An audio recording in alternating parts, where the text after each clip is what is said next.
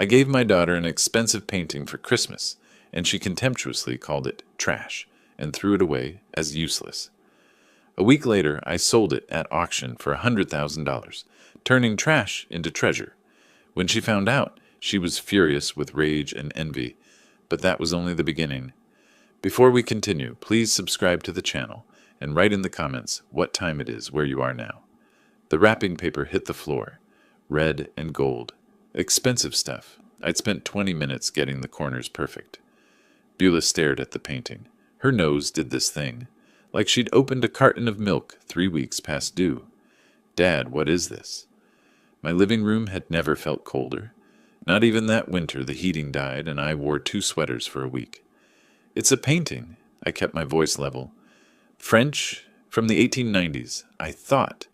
It's so dark. She turned it sideways, and old-looking. Dad, you know we're doing minimalist now. This looks like something from a garage sale. Thaddeus glanced up from his phone. Finally, Babe, be nice. It's the thought that counts. The thought of what? Our living room looking like a retirement home? The croissant sat on the table, cooling, much like my paternal affection. At least the croissants could be reheated. I'd been up since 6. Fresh baked pastries. Cinnamon rolls from a recipe I'd perfected over 40 years. Premium coffee that cost more per pound than Thaddeus's fake Rolex cost, per ounce. They'd come downstairs at 10. Late, complaining about being tired. Morning corn? Thaddeus stretched, yawned. Smells good. Nobody touched the food. Beulah opened the other gifts first. Cashmere scarf, designer handbag, gift cards to places I couldn't pronounce. She thanked me. Polite, distant, like I was a waiter bringing the check. Then the painting. I purchased this piece in 1994. I measured my words. From a private collection. That's nice, Dad. She set it down, leaned it against the couch. But we can't use it. Maybe you could donate it to Goodwill. Get a tax write-off? Goodwill? Yeah, let someone else enjoy it. Someone with that kind of taste. I paid $12,000 for this trash in 1994. That's roughly $40,000 in today's money. But who's counting? Besides me, right now. Very carefully. Thaddeus set down his phone, smiled. That smile that doesn't reach anywhere useful. Corn, you gotta understand. Our aesthetic is very different. We're into clean lines. Statement pieces. This is kind of cluttered. Cluttered. I nodded. I see. No offense, man. It's just generational, Boomers love this old school stuff. Braxton screamed something upstairs. Video game victory or massacre? Hard to tell. Celafina responded with equal volume. My grandchildren, present in the house, absent from this room. Honestly, Dad, maybe keep it in your studio. Beulah checked her phone. It's more your vibe anyway. I stood, picked up the painting. The frame felt heavier than I remembered. Yes, I think I will. Great, problem solved. She brightened. Now can we eat? I'm starving. Thaddeus frowned. Hey, Corn, you okay? You're being weird. I'm fine. Enjoy your breakfast. It's probably cold now. Beulah wrinkled her nose again. We should just order something. I walked to my studio, down the hall. Past photographs neither of them had looked at in 3 years. Family photos, history, mine. The studio door clicked shut. I set the painting on my desk. Morning light hit it perfectly. The lavender fields glowed, purple and gold. Provence in summer, frozen in oil and time. Armand Guillaumin had painted this. 1892. His brushstrokes were distinctive, confident. Each dab of color intentional. The art world knew his work, respected it, treasured it. My daughter thought it was garage sale trash. I unwrapped it completely, studied it. 30 years I'd looked at this painting, every morning, hanging in my bedroom until last week when I'd taken it down, wrapped it, written for Beulah on the card. My hands didn't shake. They should have. Instead, they pulled my phone from my pocket, scrolled through contacts, stopped. Flossie McCoy, Sotheby's. My thumb hovered. 2 seconds. 3. I tapped. 2 rings. Flossie, it's Cornelius Harrison. Yes. Merry Christmas to you, too. Listen, I have something for your January auction. Something special. The lavender fields seemed to shimmer. Trick of the light, probably. How does next week sound? The painting sat in my passenger seat, buckled in, secured, More care than Beulah had shown it. January 2nd. Santa Fe glittered cold and bright. I parked on Canyon Road, lifted the package. A gallery owner nodded as I passed. Marcus. We'd appraised a collection together in 2018. Sotheby's entrance. Brass handles. I knew which door. Coming home felt exactly like this. Flossie met me in the lobby. Same sharp blazer, same reading glasses on a chain. 25 years, and she still looked like she could authenticate a Rembrandt in her sleep. Cornelius Harrison, she grinned. Is that what I think it is? Depends what you're thinking. She unwrapped it on the examination table. Her hand stopped. I'm thinking Armand Guillaumin, 1890s. Proven, Al, landscape. I'm thinking you've been holding out on us. It was a gift. The recipient didn't appreciate it. Then the recipient is a fool. The examination took 30 minutes. She used magnification, UV light, checked the signature, the brushwork, the canvas weave, all the things Beulah hadn't bothered to ask about. Provenance? Private auction, 1994. Estate of the Duchamp family. I have all documentation. Condition? Museum quality. Controlled environment for 30 years. She made notes. Consulted her tablet. Market comparisons. Recent sales. Current market for Guillaumin is strong. I'm thinking 6 figures. 6 figures. Beulah's garage sale trash was worth 6 figures. How soon can you auction it? Conservative estimate? She looked up. 100 to 120,000. I remembered that 1994 auction. New York, November, private estate sale. The Duchamp family liquidating assets. Most people saw a decent landscape. Nice colors, unsigned or poorly signed.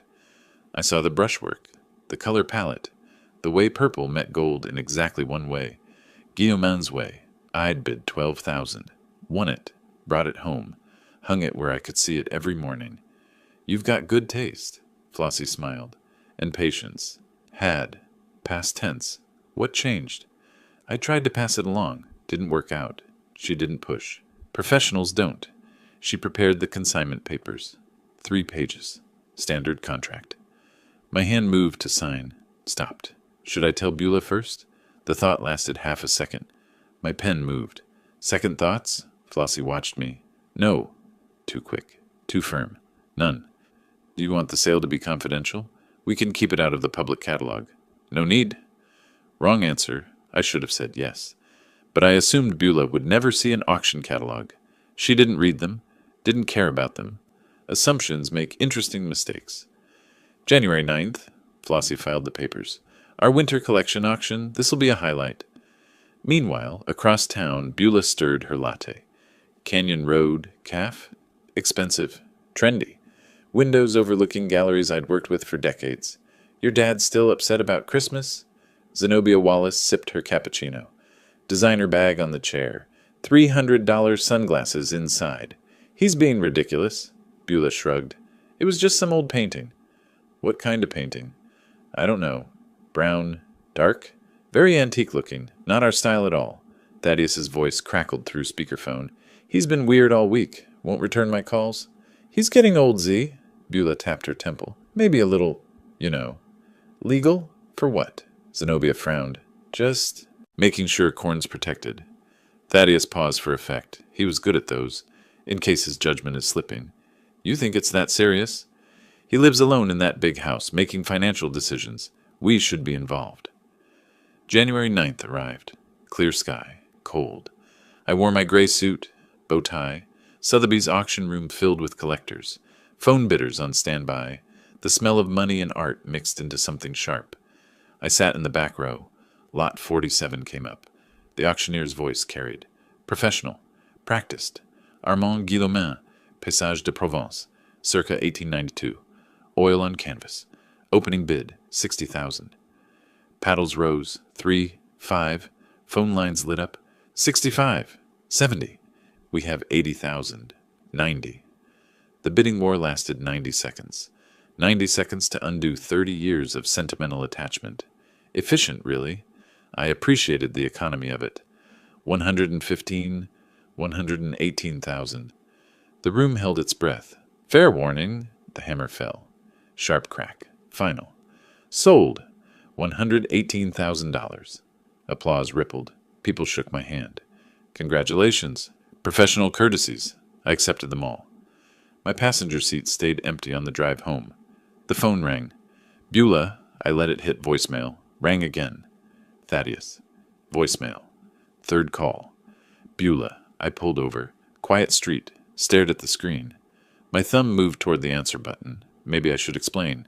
Maybe even buzz. Text message. Zenobia. Wait. Why would a screenshot? Sotheby's auction results newsletter. The painting. Lot 47. Sold for $118,000. Below it, Beulah, your dad's painting sold for how much? Another buzz. Different thread. Beulah meant to text Thaddeus. Send it to the group chat instead. That was my painting. He stole my Christmas gift. I stared. 5 calls in 10 seconds.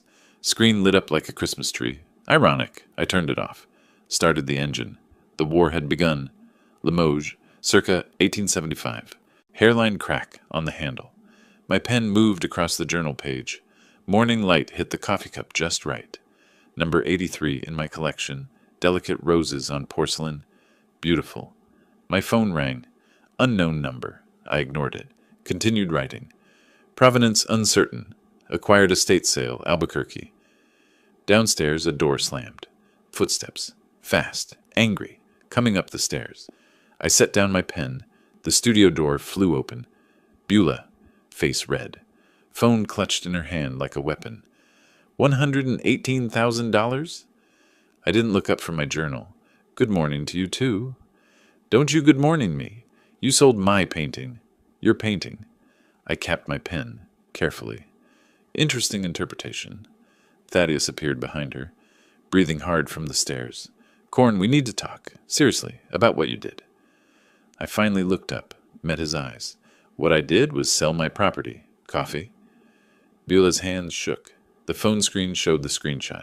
Sotheby's auction results. Lot 47. $118,000 in bold numbers? That was my Christmas gift. You can't just take back a gift. You refused it. Called it garage sale trash, if memory serves. I didn't refuse it. I just said it wasn't my style. I stood, walked to my desk, pulled up my computer, found the Sotheby's transaction receipt, turned the screen toward her. You suggested I donate it to Goodwill. Those were your exact words. Thaddeus stepped closer, looked at the screen. You're twisting things. You know what she meant. I know precisely what she meant. My voice stayed level. 40 years of dealing with difficult clients taught me that. I've been an art appraiser for 40 years. I recognize contempt when I see it. 3 years of free housing, utilities, and groceries. If I'm mentally declining, I started in 2022. Should have gotten that checked. Beulah's expression shifted, fake concern replacing rage. Look, let's be reasonable. You made a profit. A big one. We think Beulah deserves compensation. Compensation? For what exactly? For my gift. Half of that money is mine. It stopped being yours the moment you rejected it. Legally, ethically, and morally. Thaddeus crossed his arms. We could get a lawyer. Please do. I smiled. I'll enjoy that conversation. Beulah's eyes narrowed. Different tactic. Why are you being so difficult? Are you okay, Dad? Mentally? The room temperature dropped 10 degrees. Excuse me. She's just saying... Thaddeus put his hand on her shoulder. Making big financial decisions alone at your age. At my age, which is 70, not 90. We're worried about you. Selling valuable things impulsively. My coffee sat on the desk. Cold now. I'd made French press. Ethiopian beans. Wasted on this morning. I poured it down the sink. Some conversations deserve instant coffee. This one deserved nothing. The only impulsive decision I made was thinking you'd appreciate beauty over price tags. Thaddeus's voice hardened. You're being financially irresponsible. Senile, honestly. Something snapped. Senile? Senile? I stood. They both stepped back. I have been supporting you for 3 years. Rent-free, and you dare. We didn't ask for that painting specifically. Get out! My hand pointed to the door, shaking, not from age, from rage. There are things in this house 10 times more valuable than that painting, and you'll never... I stopped. The words hung in the air. Beulah's eyes changed, sharpened. 10 times more valuable? I'd made a mistake, a critical one. Out, now, both of you. They left, finally. Beulah threw one last look around the studio, cataloging, calculating. The door closed. I sat, stared at my coffee cup collection, 127 pieces, 19th century porcelain, some worth thousands, most worth sentiment. My phone sat on the desk. I picked it up, scrolled to Lemuel's contact. Video call. He answered on the third ring. Tokyo apartment behind him. Early morning, his time. Dad, what happened? Your sister discovered I sold the Guillaumin, and she's upset after calling it trash. Upset doesn't cover it. I rubbed my eyes. I may have made a strategic error. What kind of error? The kind that involves my temper and their greed. I'll handle it. His face filled with concern. Want me to fly home? No. Stay with your family. I paused. But Lemuel, I need you to know something about your inheritance. We talked for 20 minutes. Plans, possibilities, protection. When the call ended, I pulled out a business card from my desk drawer. Sid Parker, attorney at law. We'd known each other 30 years. He answered on the second ring. Cornelius Harrison. Been a while. I need advice. Estate planning. Everything okay health-wise? My health is fine. My daughter's character, less so. He chuckled. Ah, one of those calls. What happened? She's living in my house. Has been for 3 years. Rent-free. Generous of you. It was. I'm reconsidering my generosity. I'm listening. I need to update my will, and I need to know my legal options regarding house guests who've overstayed their welcome. Are we talking eviction? We're talking about protecting my assets from people who see me as an ATM with a pulse. Silence. Then, when can you come to my office? Tomorrow too soon? 10 a.m., bring documentation. I ended the call, sat in the quiet. Then I walked downstairs, through the living room, past the antique portrait of great-grandmother Cornelia. Gold frame, dark oils, stern face, my desk drawer in the hallway. Not quite closed. I opened it. Everything looked normal, but I knew my organization. Someone had been here. The filing cabinet, locked, but fresh scratches around the keyhole. New. From today. The portrait, slightly crooked. I straightened it, stared at Cornelia's painted face. They're looking for treasure. Perfect. Upstairs, through the ceiling, voices, muffled. Thaddeus. If that painting was worth over 100 grand. Beulah. What else is he hiding? I pulled out my phone, opened notes, typed, Phase 1, complete. They've taken the bait. Phase 2, let them hunt. Documents covered Sid's desk. Property deeds, bank statements, 3 years of utility bills, grocery receipts in neat chronological order. Sid whistled low. You've been documenting everything. Force of habit. I shifted in the leather chair. 40 years of provenance verification. He ran his finger down a spreadsheet. $2,400 monthly for their rent equivalent. $400 utilities. $600 groceries. Multiply by 36 months. He looked up. You're owed $87,000. Give or take. I don't want the money. Then what do you want? I want them to understand what they threw away. And I want my house back. Sid leaned back. His office smelled like old books and coffee. Wood paneling. Framed diplomas. Comfortable. You kept receipts for 3 years? I keep receipts for 30 years. Occupational hazard. This is over $80,000. That's the monetary value. The personal cost is considerably higher. He tapped his pen against the desk. You want to formalize these as loans? I want to establish that I've been generous. When I stop being generous, I want the law on my side. You're building a case. I'm documenting reality. There's a difference. Sid pulled out a legal pad, started writing. If they're going through your things, you should know about it. Security cameras? It's your house. Completely legal. The idea felt wrong. Intrusive. That feels invasive. They're invading your privacy. You're protecting your property. I sat with that. Small one, just in my studio. Start there. See what they do. Back home, they'd already started. I discovered this later. Security footage doesn't lie. Beulah photographed the Remington sculpture on the mantel. Bronze cowboy, worth maybe $8,000. She took 6 photos, different angles. Uploaded them immediately. Thaddeus measured the Chinese vase in the hallway. Ming Dynasty reproduction. Cost me $300 at a gallery closing sale. He spent 20 minutes examining the maker's mark with a magnifying glass, but the portrait obsessed them. Great-grandmother Cornelia, stern Victorian woman, dark background, ornate gold frame, hanging in the living room for 4 years. I'd installed the camera on Tuesday. By Thursday, I had 6 hours of footage of Thaddeus trying and failing to pick my desk lock with a paperclip. He watched a YouTube tutorial. Twice, I could have just given him the key. Would have saved us both time. But where's the fun in that? January 20th. Video call with Lemuel. Evening his time. His face filled my laptop screen. Dad, this sounds serious. It's complicated. Beulah is... she's not who I raised. Money changes people. Lack of money, in her case. She and Thaddeus have debt I never knew about. How much debt? Enough to make them desperate. Enough to make my house look like an inheritance worth fighting for. What can I do? I took a breath. I need to ask you something. About the house. His expression shifted, concerned. What about it? I want to transfer 50% ownership to you. Why? Dad, are you sick? I'm perfectly healthy. This is strategic. Strategic how? If Beulah tries to claim rights to this house after, when I'm gone, you'll have equal say. When you're gone is hopefully 30 years from now. Or next week, if she tries to have me declared incompetent. Silence stretched across the Pacific. She wouldn't. She called me senile 3 days ago, in my own studio.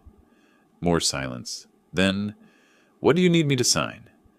January 23rd. Sid's office. Lemuel via electronic signature from Tokyo. Documents signed, notarized, filed. Lemuel now owned half my house. This made him, technically, Beulah's landlord. The irony was delicious. I considered telling her, then decided the surprise would taste better. Later. January 27th. Gallery opening, local artist. Watercolors of the Rio Grande. I stayed 2 hours. Talked to collectors. Drank mediocre wine. Gave Beulah and Thaddeus a window. Security footage from that night showed Thaddeus in my office. Alone. Systematic. Opening drawers. Checking files. He found the Christie's folder. I watched him pull out the letter. Old letterhead. 1998. Professional appraisal for a portrait I'd authenticated years ago. 18th century. Unknown artist. Estimated value. $800,000 to $200,000. The letter mentioned the portrait was sold in 2005. Proceeds used to purchase this house. Thaddeus didn't read that part. He saw only the valuation. His hands shook as he photographed the document. Ran from the room, calling for Beulah. I watched their conversation in the living room. No audio, but their body language spoke volumes. Thaddeus showed her the photo. Her eyes went wide. She grabbed his phone, read it 3 times. Then they both turned, stared at the great-grandmother portrait. Their gold mine, completely fake. Cost me $200 in 2020. I'd left that Christie's folder accessible deliberately. Wanted them to find something, keep them busy, waste their time. I hadn't expected them to find that specific letter. Mistake, not fatal, but careless. Late January the 28th, after midnight. Studio, just me and the security monitor. I watched old footage. Beulah in my office, laughing at something Thaddeus said. The angle caught her face perfectly. Joy, excitement. She looked like she did at age 8. Birthday party treasure hunt. The same house. She'd found a silver dollar I'd hidden. Squealed, hugged me. Best birthday ever, Daddy. I paused the video, her face frozen in laughter. What happened to you? The words came out whisper quiet. My phone sat next to the keyboard. I could call, explain, offer to help with her debts. Financial counseling. A real path forward. The video resumed automatically. Beulah opened my desk drawer, removed my late wife's jewelry box, costume jewelry. Sentimental value only. She photographed it, put it back. My hand stayed on the desk. No, you made your choice. But doubt lingered. Was I becoming as cold as they were greedy? January 30th, evening, dinner with Flossie, business, museum donations, tax strategies. I came home, hung my coat, walked into the living room. The portrait, crooked again. I straightened it, stepped back. Stern woman, 1890s dress, dark background, gold frame, good reproduction, local artist, 2020, aged deliberately. The artist had laughed. Who would fake something like this? Someone with a sense of irony, I'd said. Now something new caught my eye. Sticky note on the frame's edge. Partially visible from the side. I pulled it off. Beulah's handwriting. Get appraised. 18th century. Up to 1.2 wents. Do not touch. I stared, smiled. Slow. Wide. They believed it was this portrait. I pulled out my phone. Texted Sid. They took the bait. Phase 2, ahead of schedule. Sid. What bait? Me. The one I didn't know I'd set. Sometimes luck is better than planning. The fake Cornelia stared back. Stern. Judging. Thank you, I whispered. You're about to become very expensive and completely worthless. My phone rang. Unknown number. Mr. Harrison, this is Gerald Chen from Heritage Auction House. We received an inquiry about your 18th century portrait. The caller said they were your daughter, authorized to seek valuations on your behalf. We'd love to schedule an appointment. My smile faded. They weren't just planning. They were trying to sell my property. I'll call you back. I hung up, stared at the portrait. The game just changed. The tray appeared in my peripheral vision. Food. Actual food. That someone else had made. I looked up from the Santa Fe New Mexican. Early February morning. Beulah stood there holding scrambled eggs, bacon, orange juice, and toast that wasn't burnt. Good morning, Dad. Her voice hit notes I hadn't heard since she was 12. I set down the newspaper. Slowly. What's the occasion? No occasion. Can't a daughter make her father breakfast? I took a careful bite of eggs. Folded properly, not scrambled flat. You remember the technique? I remember a lot of things, Dad. We should talk more. About the past. About preserving memories. Preserving memories. I took another bite. Interesting phrase. Beulah made me breakfast 3 days in a row. 3 days. I hadn't experienced this level of maternal care from her since she was in utero. The eggs were competent. The motives were transparent. I ate slowly, savoring both. Thaddeus discovered a passion for art history. Overnight, the same man who'd called my Guillaumin old people clutter now wanted to discuss brush techniques and period framing. Corn, I've been thinking. He appeared in the living room where I was reading. That portrait, great-grandmother Cornelia. Right. Have you ever had it appraised? For insurance purposes? I looked at him over my reading glasses. I know what it's worth. Sure, but officially, with proper documentation. It's documented, extensively. That's good. That's really good. He nodded too many times. Wouldn't want anything to happen to it. No, we certainly wouldn't. He pronounced provenance wrong 4 times in one conversation. I didn't correct him. Comedy requires commitment. Friday night, family dinner, I'd cooked. Roasted chicken, garlic potatoes, green beans. They actually showed up on time. Tell us about great-great-grandmother Cornelia. Beulah leaned forward. We never hear family stories. I paused, set down my fork, as if considering whether to share. Cornelia Duchamp Harrison, born in Paris, 1765. Minor nobility. Beulah's eyes widened. French nobility? Very minor, but enough for a portrait commission. She sat for 3 months. Thaddeus stopped chewing. 3 months? Must have been expensive? Oil portraits took time. The artist was notable. His name is lost to history, but the technique... I touched my chest. Remarkable. And it's been in our family since then. Passed down through 7 generations. My grandfather nearly sold it during the Depression. My father wouldn't allow it. I paused for effect. Some things, he said, are more valuable than money. They exchanged glances. Quick. Greedy. Wise man, Thaddeus said. He was. He understood worth. Later that week, Sid's office. Documents spread across his desk. New will. Museum donation agreements.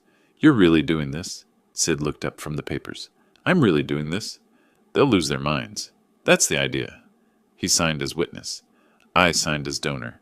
Notary stamped everything. Legal, binding, irrevocable. The next morning, Canyon Road Museum. Patricia Morales' office smelled like coffee and old paper. This is incredibly generous, Cornelius. It's time. The piece should be seen, appreciated. The period is perfect for our exhibition. 1890s family portraiture. 1890s? Yes, approximately. She examined the photographs I'd brought. The fake looked good in photos. That's all that mattered. We'll name the gallery hall after your family. The Harrison Room. Perfect. They'll love that. I touched the frame during dinner that night. Reverently, like I was saying goodbye to something precious. Thaddeus's eyes followed my hand like a cat watching a laser pointer. Beautiful piece, he said. Irreplaceable, I replied. Technically true. You can't replace something that was never valuable in the first place. The reproduction cost $200. The frame cost $150. The look on his face? Priceless. That night, their bedroom. I didn't need security cameras to know what they were saying. Their voices carried. He's obsessed with that portrait, Thaddeus said. 7 times he mentioned preserving it. Because it's worth a fortune. Beulah's voice pitched high with excitement. And he's sentimental about it. Sentimental old men make decisions they regret. What do you mean? I mean, what if something happened to him? Not anything bad. Just naturally. Thaddeus, I'm saying we need a plan. That portrait comes to you. Only child. I'm not the only child. Lemuel's in Japan. He doesn't care about this stuff. Silence. Then Beulah. We need to be in the will properly. We keep being perfect, devoted, indispensable.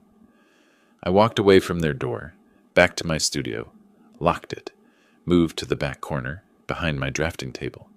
The large canvas leaned against the wall, covered with cloth. I'd walked past it for weeks, ignoring it deliberately.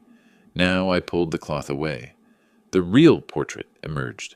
Luminous skin tones, genuine 18th century technique, masterful composition. The actual Cornelia Duchamp Harrison, painted 1789. I turned it around. On the back, protected by archival plastic. Original certificate of authenticity. Christie's appraisal, 1998. Museum transfer agreement, signed 2020. Anonymous donor, a sticky note in my handwriting. To be revealed after my death. Let them enjoy the fake. CH, 2020. I photographed it. Sent to Sid. Insurance policy. Sat back. Looked at the $1 million masterpiece, then at my phone showing the living room fake.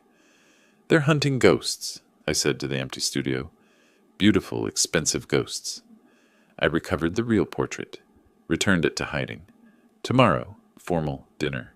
Time to show them what their niceness had earned. My phone buzzed. Text from Sid. Documents ready. Museum donation official as of tomorrow. Are you sure about this? Me. Absolutely. Sid. They'll lose their minds. Me. That's the idea. Upstairs, through the ceiling, muffled voices continued.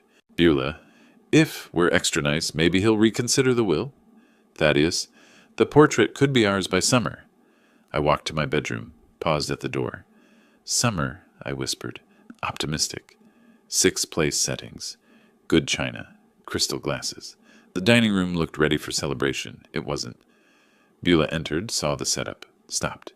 Dad, this is beautiful. What's the occasion? Family meeting. I adjusted a fork. Important announcement. Her eyes lit up. Announcement? About my estate. Time to make some things official. She practically vibrated, already texting Thaddeus. I watched her face.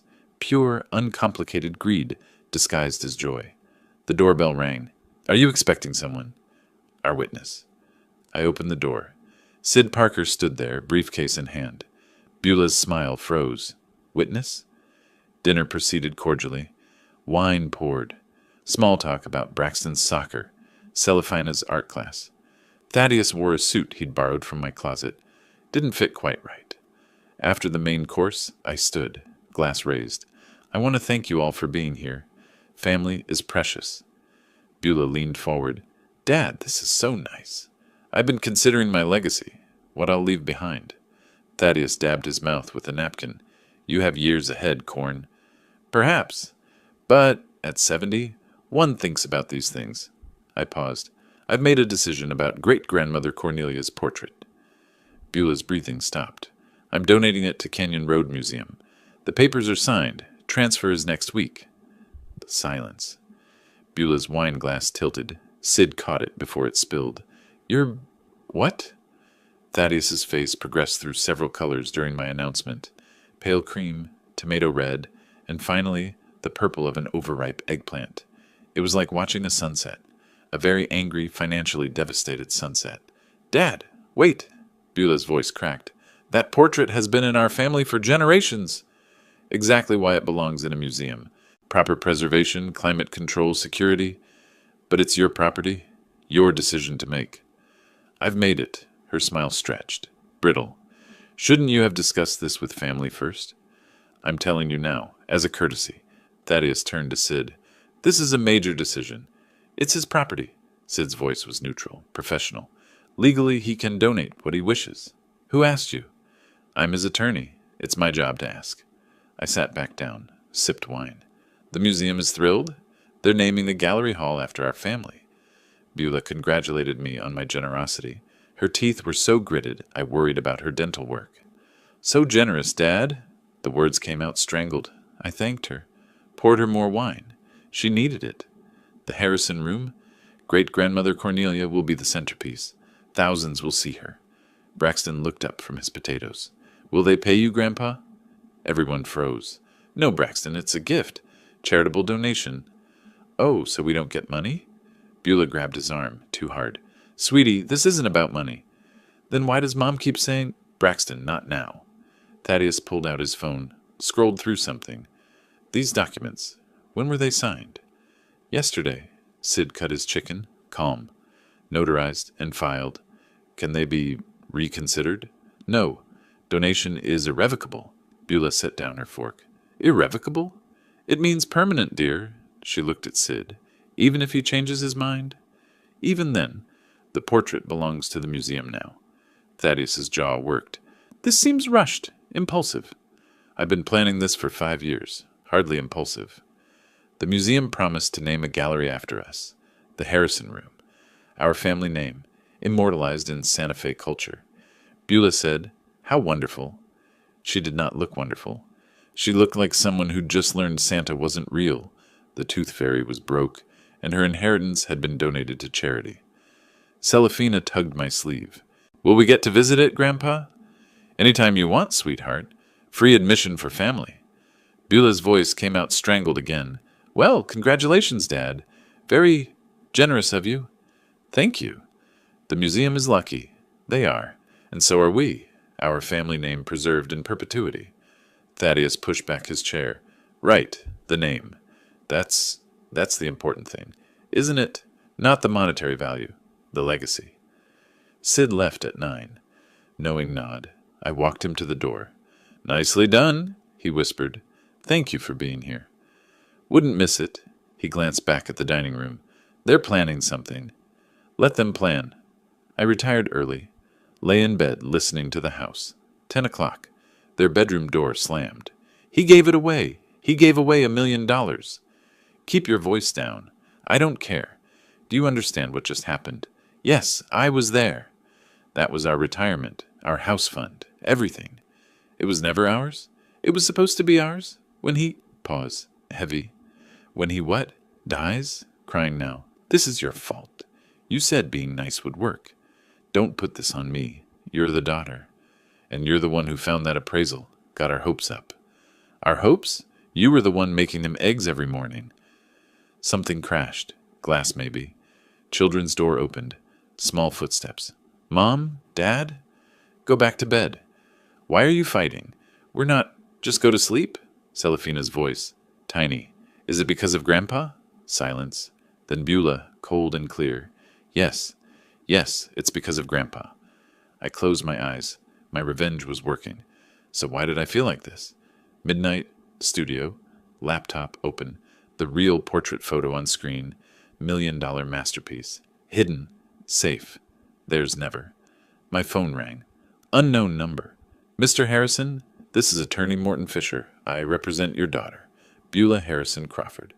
We need to discuss your recent donation and your mental competency to make such decisions.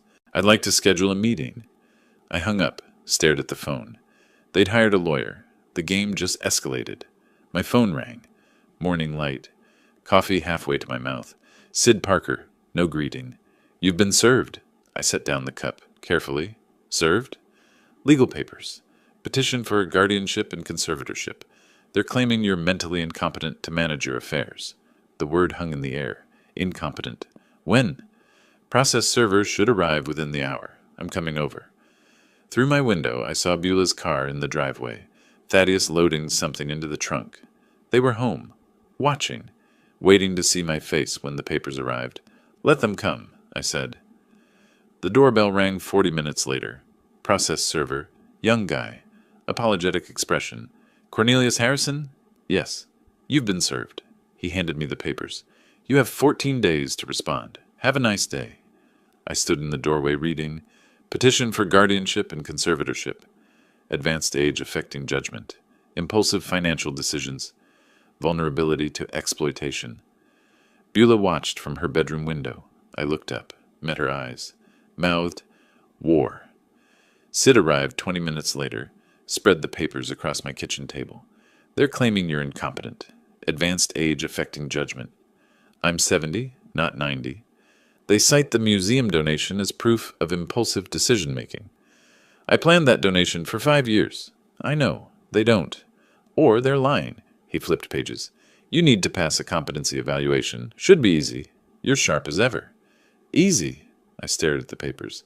Sid, they're trying to take my autonomy. They're trying. They'll fail. But it'll be public. Court records. People will know. Good. My voice came out hard. Let them see what my daughter has become. Dr. Sharon Margolis's office smelled like lavender and textbooks. 3 days later, 3 hours of testing. What year is it, mister? Harrison? 2025? Current president? Do we have to discuss politics? Small smile. Just establishing baseline. Count backwards from 100 by sevens. 100, 93, 86, 79, 72, 65, 58. Sufficient. Tell me about your recent financial decisions. I donated a painting to a museum. Family heirloom. Seemed appropriate. Dr. Margolis asked me to draw a clock. A clock. I'm a former art appraiser who spent 40 years examining old masters, and I'm drawing a clock to prove I'm not senile. I made it a dowel. Clock? Melting. She didn't laugh. Psychiatrists have no sense of humor. I still passed. Your daughter suggests this was impulsive. My daughter wants money. There's a difference. You sound angry. Wouldn't you be? Your own child trying to have you declared incompetent? She made notes. That's a very rational response, actually. Meanwhile, Thaddeus made calls. Hired someone. Budget detective named Frank Morris. $200 a day. Investigation target, the portrait. Morris found a museum curator. Junior level. Marcus Chen. Student loans. Rent problems. $50,000 in debt. $2,000 in cash changed hands. Marcus examined the donated portrait after hours. Reported back. It's a reproduction. Modern materials. Maybe 5 years old. Worth $300 with the frame. Thaddeus, hearing this, didn't understand. Didn't realize Cornelius donated a worthless fake on purpose. Instead, he swapped them, gave them the fake, kept the real one. New conspiracy, new hunt, same desperation. March 1st. My studio door flew open. We know what you did. I looked up from my book. Good morning to you, too. The portrait, the one you gave the museum. It's fake. Is it? Beulah's face was red. Beautiful, like a ripe tomato. We had it checked. It's a reproduction. Interesting. Thaddeus stepped forward.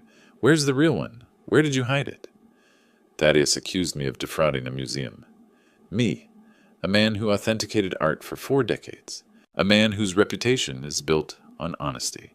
He pronounced provenance wrong while doing it. I almost gave him a dictionary. Almost. Hide what? The $1 million portrait. The Christie's appraisal. Ah, that old document. We know you swapped them. Gave the museum a fake. Kept the real one. I set down my book. Stood. You think I defrauded a museum? We think you're playing games. Perhaps I am. Or perhaps you're so desperate for money, you're seeing treasures that don't exist. Their lawyer called that afternoon. Morton Fisher. Aggressive voice. Cheap tactics. Mr. Harrison, we have evidence of erratic behavior. Donating valuable art impulsively. They're my heirlooms. I don't need permission. At your age, sir, judgment can be impaired. My judgment is excellent. Yours, taking this case, is questionable. We'll see what the judge says. I hung up. That night, old photo albums. My studio. Alone. Beulah at 3. Gap-toothed smile. Paintbrush in hand. Beulah at 8. Museum. Staring at a Monet. Beulah at 16. Art class. Her first canvas. Where did that girl go? I picked up my phone. Typed, we need to talk. Really talk. Not about money. About us. Thumb hovered over send. Dr. Margolis's question echoed. Do you think reconciliation is possible? My answer then, no. Now, I don't know. I deleted the message. The doubt lingered. Is this justice or cruelty? The line blurs at midnight. Morning brought clarity. And the Santa Fe New Mexican. Small piece, page 7. Local art expert faces competency challenge from family. My name, public record. Everyone would know. The phone started ringing. Gallery owners, collectors, museum people I'd worked with for decades. Corn, what's happening? Need anything? This is outrageous. Support. Unexpected. Overwhelming. Zenobia called Beulah. I heard about it later through Flossie, who heard from Patricia, who heard from someone at the museum. Is it true? You're suing your father? It's complicated. Beulah, I can't support this. Click. Within 3 days, their social circle evaporated. Invitations withdrawn. Calls unreturned. Avoidance in grocery stores. Santa Fe is small. Word spreads fast. Judgment faster. March 1st. Evening. Doorbell. News van. Channel 7. Reporter with microphone. Mr. Harrison, can we ask you about the guardianship petition? Camera light.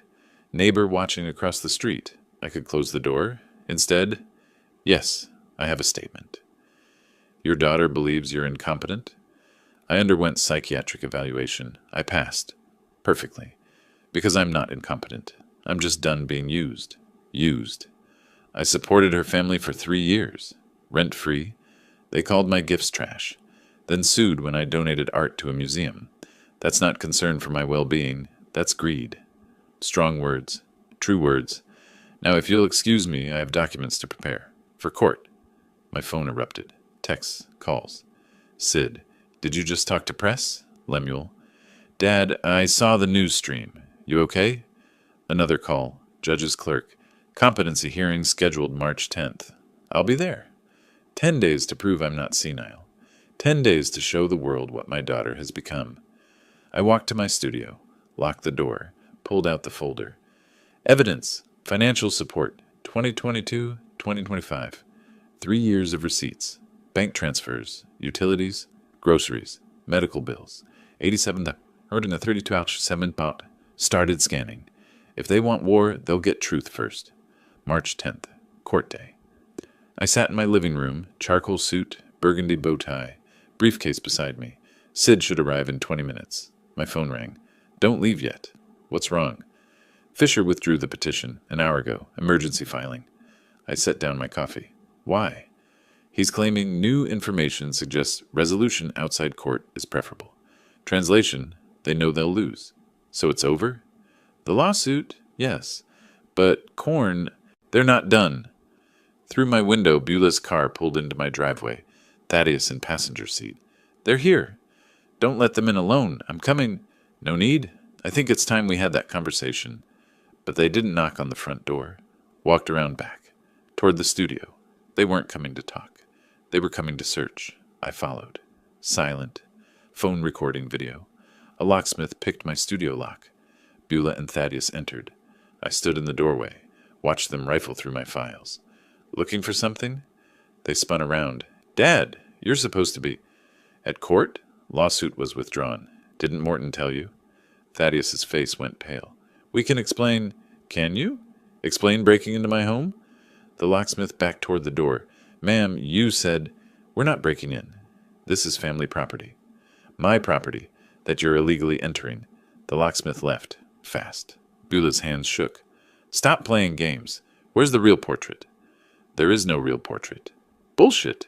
The Christie's appraisal was for a different painting from 1998. You're lying? Am I? Would you like to see the documents? All of them? Yes. Fine. Living room. Now, let's end this. I spread documents across my coffee table. Methodical. Systematic. Christie's appraisal, 1998. Portrait unknown artist, 18th century. Estimated 800,000, 1.2 million. Thaddeus grabbed it. See? Now read the next page. Sale record, 2005. Sold for $750,000 to private collector. Silence. Heavy. Crushing. What? I sold that portrait 20 years ago. Used the money to buy this house. This house you've been living in. Rent-free. But the portrait in the museum. is a $200 reproduction I commissioned in 2020. Nice piece. Historical interest. Perfect for museum exhibition. Beulah sat down hard. You're saying there's no $1 million painting? There was. I sold it before you were even married. They tore through my filing cabinets like archaeologists hunting lost treasure. Found receipts from 1987, my dental records, warranty information for a toaster I threw away in 2010. Everything except what they wanted. Proof of hidden millions. Because, and I cannot stress this enough, there were no hidden millions. I pulled out my spreadsheet. 3 years, every expense. Let's discuss value. Rent for this house, $2,800 monthly. Times 36 months, $100,800. We're family. Utilities, $400 monthly. Groceries, $600. Medical bills when your insurance lapsed, $12,000. Credit card minimums I paid, $8,400. We never asked. You never had to ask. I offered. Because I'm your father. Was your father. Dad, total, $87,417.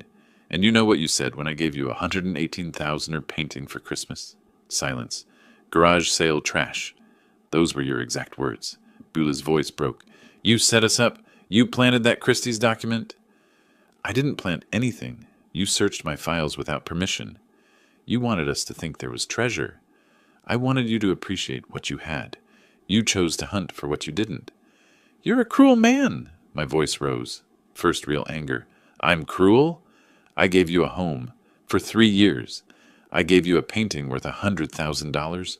You called it trash. I fed your children, paid your bills, supported your family while you lived beyond your means. And what did I get? A lawsuit calling me incompetent. We were worried about you. You were worried about money. My money. Money you felt entitled to while I was still alive. I took a breath, regained control. You have 2 weeks. 2 weeks for what? To find new housing. I want my home back. You can't evict us. Actually, I can. This house is 50% owned by Lemuel. Has been for 6 months. He and I agree. You need to leave. Sid entered through the front door. Perfect timing. They're guests. No lease, no rent paid, no tenant status. 14 days' notice is generous. Beulah collapsed, crying. What are we supposed to do? We have nothing. You have more than nothing. You have your health, your skills, your children. You just don't have my money. After destroying their delusions, after presenting documentation of their exploitation, after formally evicting them, I did something inexplicable. I offered them coffee, French press, Ethiopian beans. They declined. I drank it alone. It was excellent. The coffee, I mean. The moment was terrible. 2 weeks later, moving day, I watched from my studio window. Budget rental truck, small. Their life diminished. 2-bedroom apartment, South Capital area. Lemuel co-signed, for the children's sake. The fake portrait was already at the museum. Installed yesterday. The Harrison room. My name on the wall forever. Beulah hadn't attended the opening. Now, watching her pack, I felt nothing. That's worse than anger. Downstairs, the front door opened. Closed. Footsteps on stairs. Beulah appeared in my doorway, alone. Red eyes. No makeup. Young again. Broken. I need to talk to you. Before I go, I need to say something. I waited. She took a breath. The doorbell rang. Babe, truck's full. We gotta go.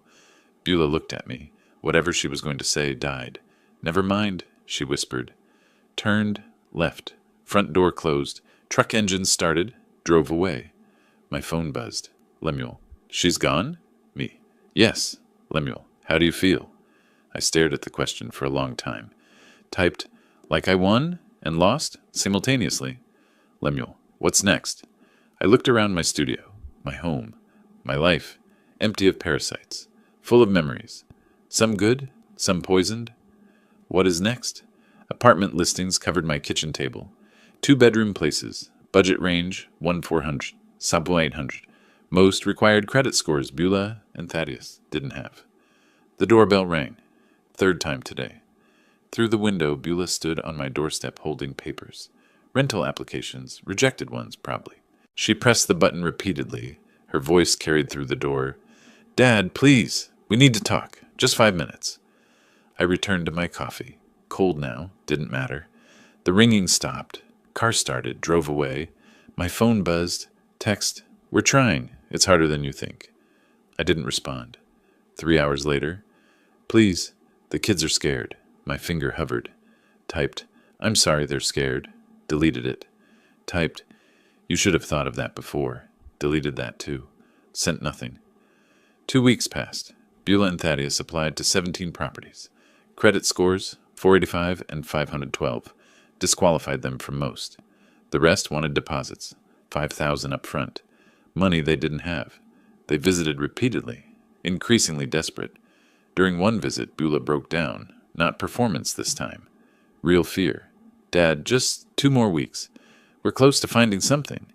"You've had 2 weeks, and 3 years before that." Thaddeus leaned forward.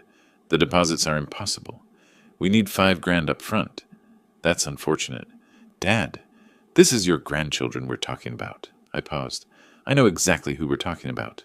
"Where will you take them?" We don't know yet. Maybe a motel temporarily?" "A motel?" She cried harder. "What choice do we have?" "You had choices. 3 years ago. 6 months ago.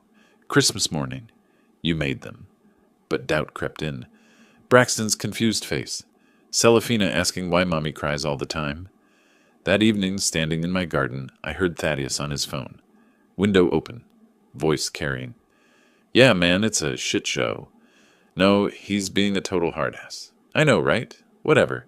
Old geezer's 70. How long can he really hold out? 5 years? 10? I stood frozen. "Exactly. We just wait. House'll be ours. All his crap. Everything. Just gotta deal with his tantrum now." He laughed. Actually laughed. "Nah, Beulah's in there crying, playing the kid card. Might buy us time." My phone was already recording. I called Sid immediately. "Schedule a meeting. Tomorrow. Final." March 12th. My living room. Golden light through windows. The empty space where the portrait hung.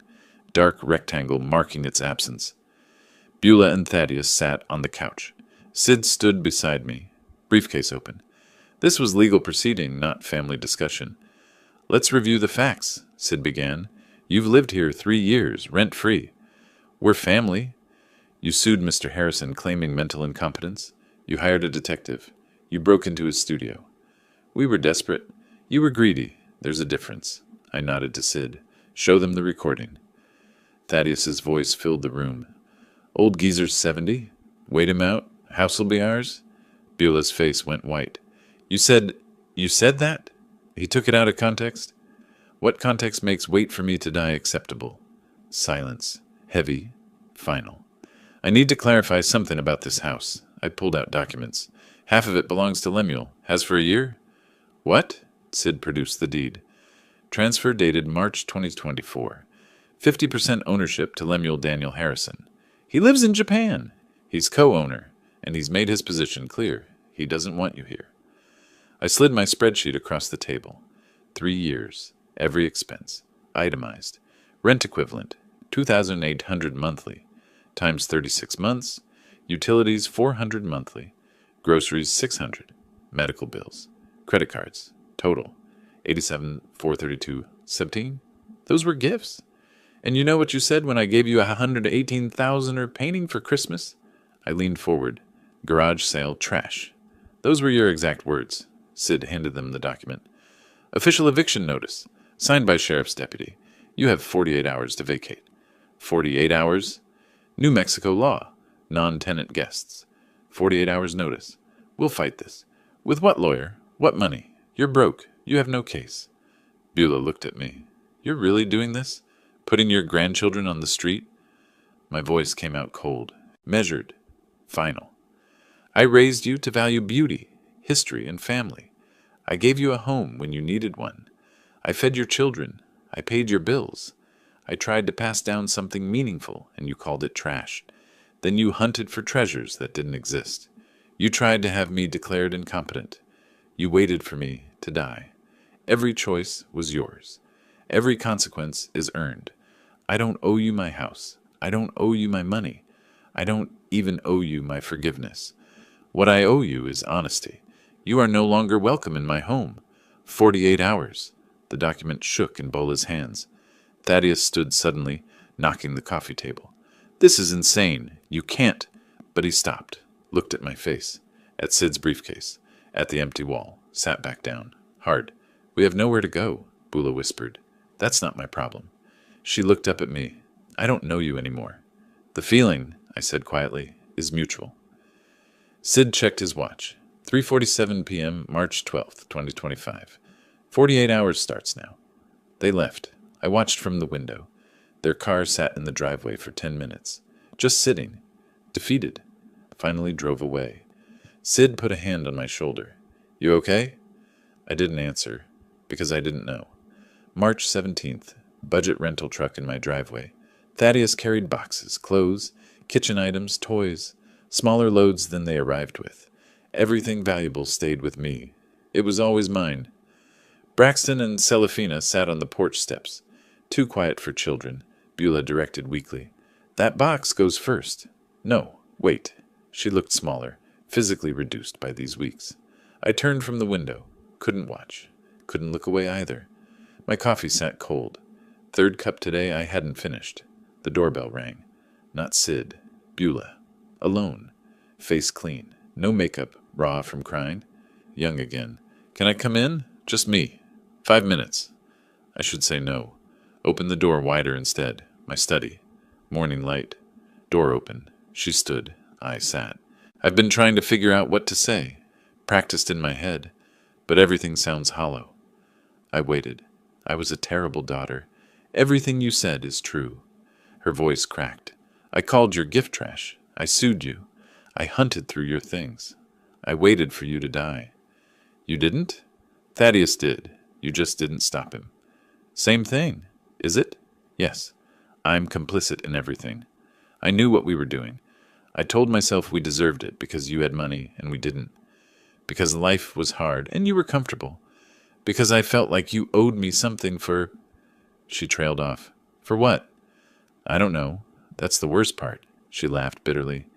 You gave me everything. I had no reason. But I did, and I let that poison me.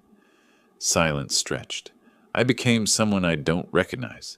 Someone who'd hurt her own father for money. Someone who'd lie to her children about why we're moving. She wiped tears. I don't expect forgiveness. I don't deserve it. I just wanted you to know. I see what I did. I see who I became. And I'm sorry. She turned toward the door. Sit down. She hesitated. Sat.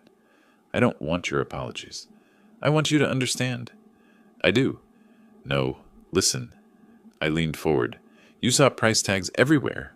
On me. On everything I owned. You calculated inheritance while I was still alive. That's not about money. That's about seeing me as an obstacle rather than a person. I know. You're right. But you're here. Acknowledging it. That's more than Thaddeus would do. He won't apologize. Ever. He's angry. Blames you. Blames me. And you? I blame myself. Finally. I took a breath. The debts. The $87,000. Consider them canceled. Her head snapped up. What? I don't want repayment. I want you to remember that family supported you when no one else would. Dad, but the house is mine. My space, my dignity, my choice. That boundary stands. I understand. I don't forgive you. Not yet. Maybe not ever. But I don't hate you either. You're my daughter. That doesn't change, even when everything else does. She broke down completely. Thank you, she gasped. Thank you for not hating me. I didn't move to comfort her. Couldn't. The wounds were too fresh. Where are you moving? Small apartment, South Capitol. Lemuel helped find it, paid first month's rent. For the kids, he said. Lemuel is generous, like his father. I didn't respond to that. I need to go. The truck's loaded. At the door, she stopped. Will I ever see you again? I don't know. Time will tell. Can I call? Text? You can try. I won't always answer, but you can try. Not forgiveness, not reconciliation, but not total severance either. Space, time, possibility. Maybe. The truck drove away. I didn't wave. That afternoon, Lemuel arrived. Flew in from Tokyo. We sat on the terrace. Sake. Sunset. You did the right thing, Dad. Did I? Her children are in a 2-bedroom apartment. Her children have a roof. Because you arranged it. Through me. I keep seeing her face. When she was 8. She's not 8 anymore. She made adult choices. Adult consequences. Doesn't make it easier. You taught her a lesson, maybe the most important one. He poured more sake. What about your collection? The real one? Bank vault. Safety deposit box 447. 3 paintings. Total value, about $1.6 million. They're yours when I die. Dad, I know you don't. That's why you're getting them. Beulah wanted them, you never asked. What about her? I smiled slightly.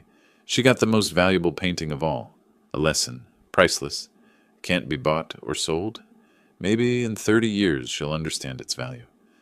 6 months later. September.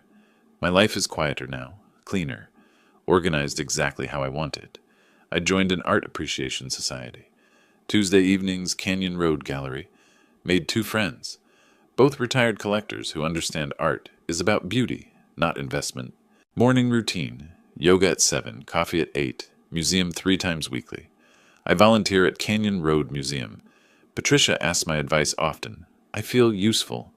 Lemuel video calls twice, weekly. Brought his family to visit. Wife Yuko, 3 children. They stayed in the guest rooms. Redecorated, fresh paint. New memories. The grandchildren called me Oji-san. Grandfather in Japanese. Sounded better than Grandpa.